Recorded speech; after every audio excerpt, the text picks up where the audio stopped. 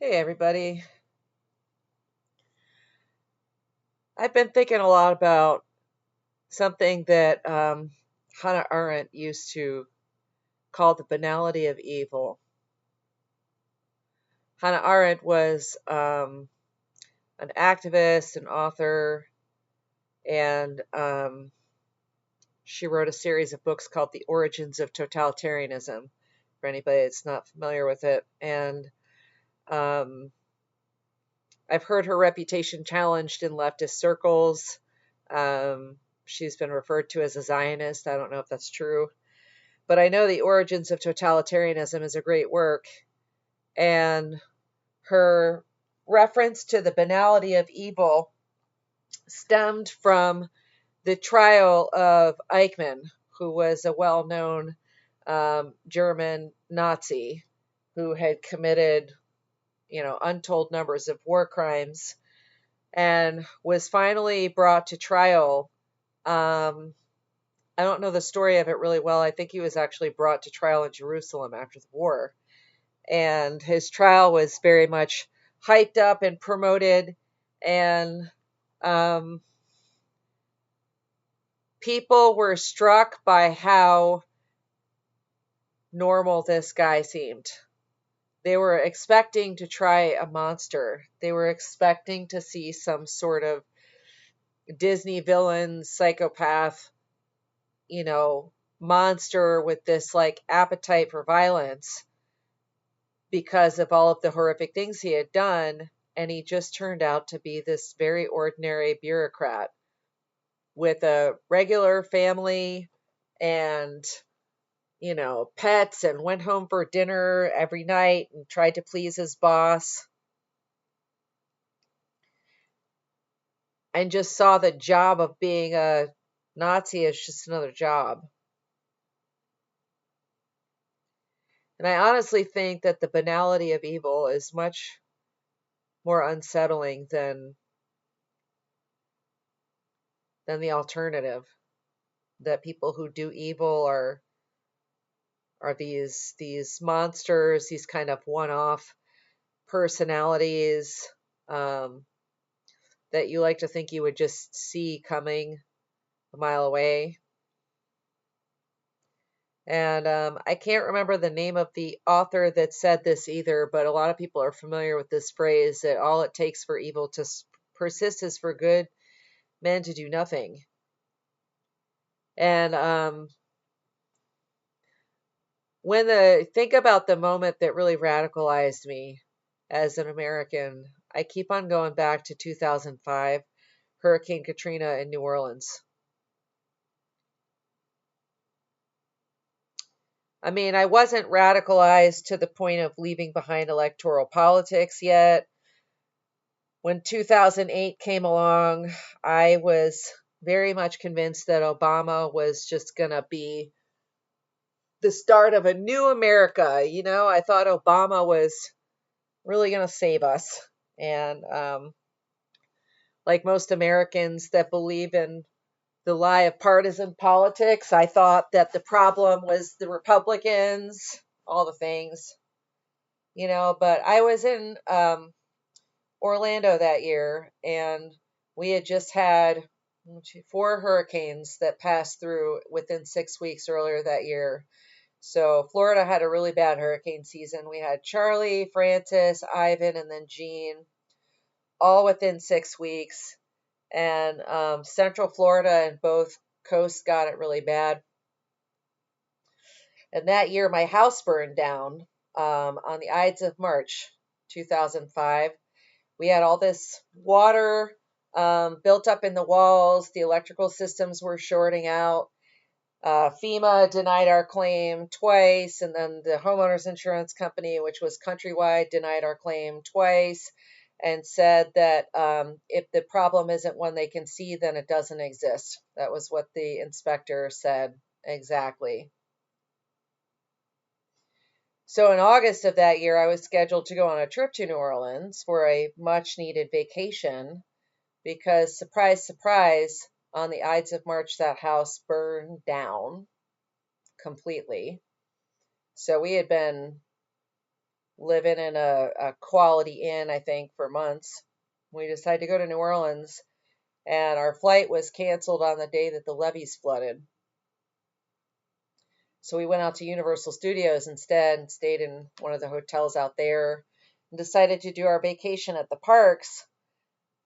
But every morning, the news of Katrina would arrive at the door of our hotel room, and it was really impossible to have any fun that week because the stories coming out of there were horrific. And the obvious nature of the way that the entire government, from the federal down to the state and local governments, completely abandoned the whole Gulf Coast. Mississippi was hit really hard, Biloxi and the surrounding areas. There were parts of Alabama that got hit really hard. But New Orleans was the city that was on the news the most because the whole town just filled up like a bowl of cereal, and people were drowning in their attics. They'd had to go all the way up to their attic to escape the rising water, and then when they couldn't break out of their attic to their roof, they were drowning in their attics. You can hear 911 calls of people being told that no help was coming and realizing that they were going to die in the attic of their house. I mean, it was so bad that it's really beyond words, and I don't feel like I need to get into the details because there are so many documentaries about it. Spike Lee's documentary, When the Levee Breaks, is one I would definitely recommend watching. And then he did a follow-up documentary called God is Willing and the Creek Did Rise, another good one. And then in 2010, David Simon, one of the best TV writers of all time, wrote a series for HBO called Treme, which is named after the famous district where all the really great New Orleans music came out of, like the birthplace of jazz and rock and roll came out of Treme. David Simon wrote The Wire about Baltimore. And that series is really slept on, but I can't recommend watching it enough.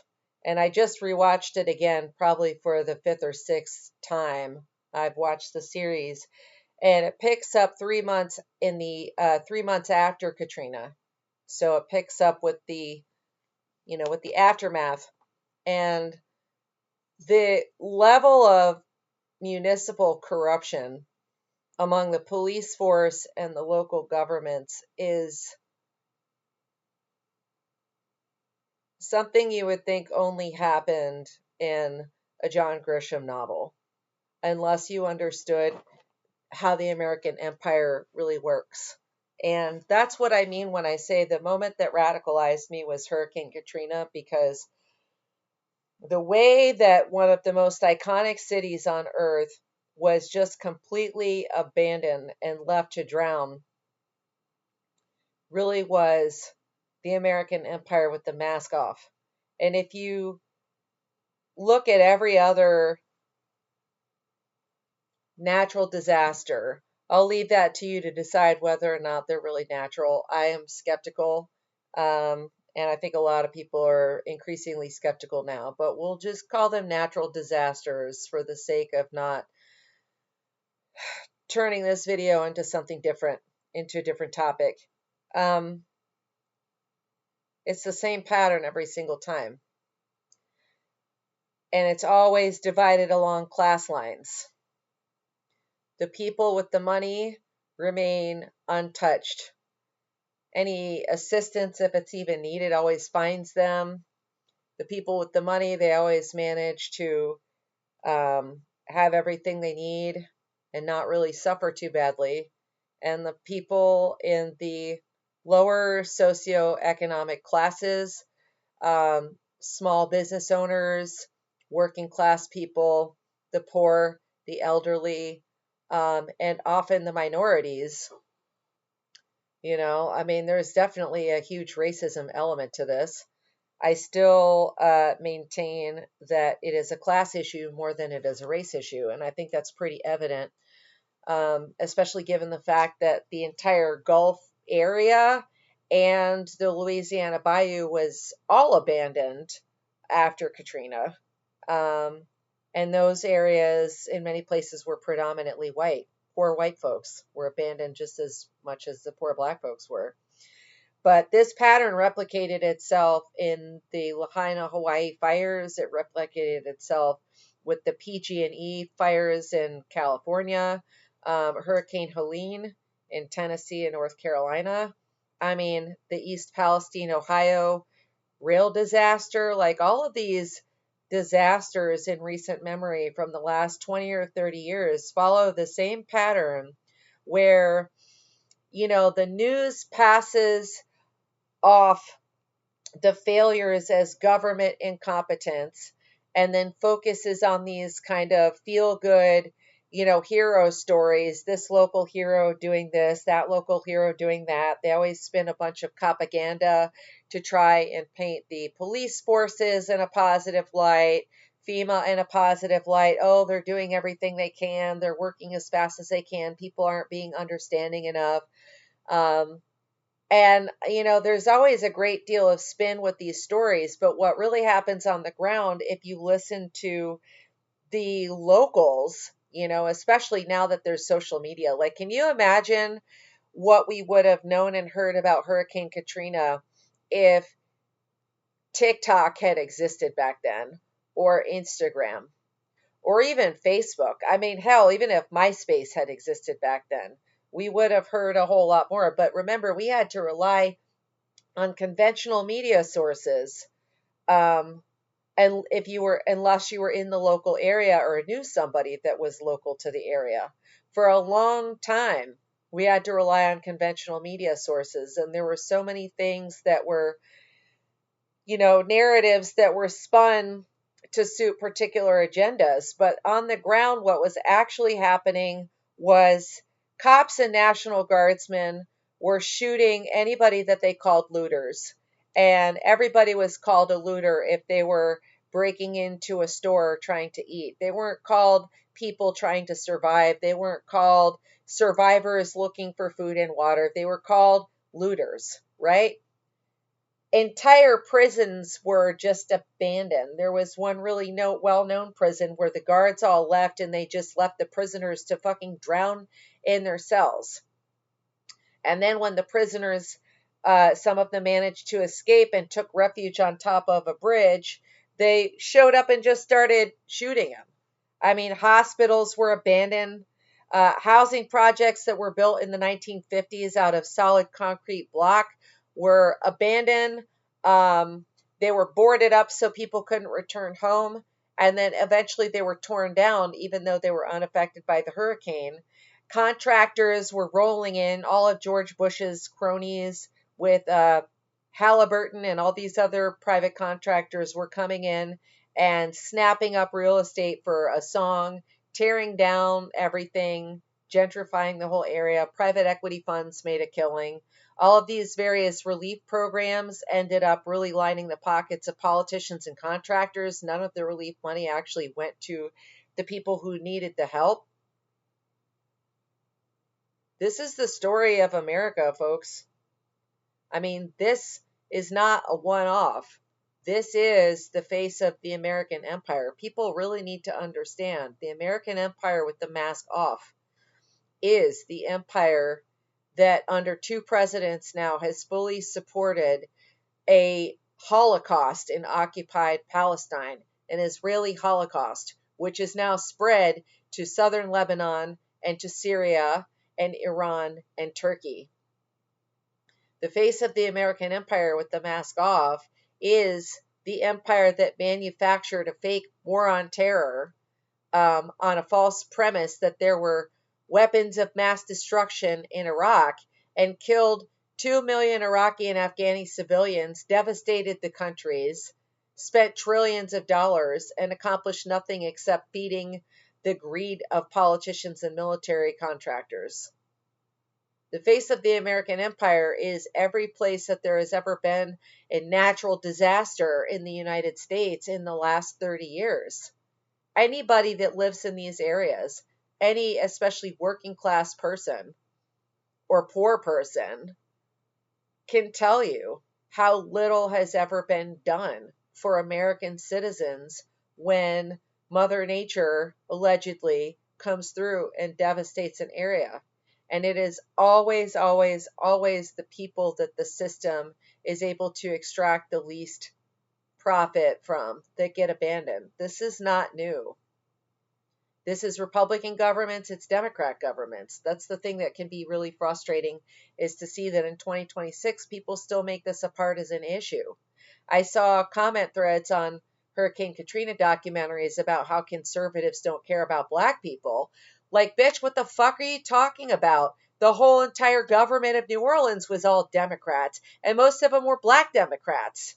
Ray Nagin was a black Democrat man. This is the same everywhere. The whole entire government of Minnesota was Democrat when George Floyd was choked out by police officers in 2020.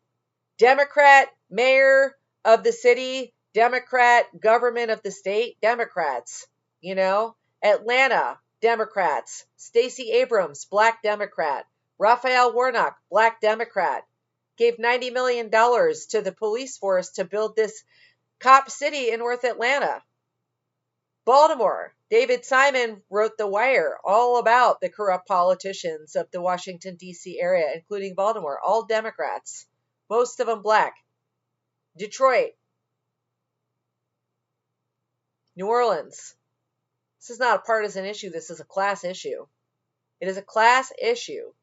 And most of all, it is an issue of capitalism. Like, people just, as bad as capitalism gets, everybody wants to look at situations as being individual things instead of a pattern that exists as a feature of capitalist economies, and especially capitalist empires more than anything else. The mandate of the American empire is just doing imperialism. Domestic policy is not real, guys. There's no such thing as domestic policy. That is just a rhetorical device that they used at election time in order to scam voters into believing that you live in a democracy, and that if you vote for this guy instead of the other guy, they're going to actually do something for you in your community. Domestic policy doesn't exist. The American empire is the war machine. It is Israel. It is the Epstein class. That is what the American empire is. And the only thing it cares about is its constant expansion and now the consolidation of total wealth, of all the wealth, and total control over the population. Because they know that the storm is coming. They know that the people are dissatisfied. They know that, pitchforks are coming up the hill. And so what are they doing? They're cracking down on dissent and implementing a worse and worse surveillance state. And not just in the United States, all of the Five Eyes nations, what we call it's not really the West if you look at a map, but, the US, Canada, Australia, New Zealand, and Britain. Right? And then the Western Allied nations, mostly France and Germany, the Netherlands, is coming because they know people are waking up and they know that they are not going to do anything to make anybody's life better. So now they're working on increasing control and immiseration of the population. Everything is becoming class divided. They're trying to make travel into something that you can only do if you're wealthy. They don't want anybody that isn't rich to be able to go outside of a geographic area from where they live of more than 20 or 30 minutes. Fresh water, fresh quality food, all of that is becoming something that it takes increasing amounts of wealth to afford. And broken down piece by piece and individual by individual, when you start taking apart these institutions, municipal offices, the DMV, city hall, city commissions, police departments, and you look at these individual people, most of them are just bureaucrats.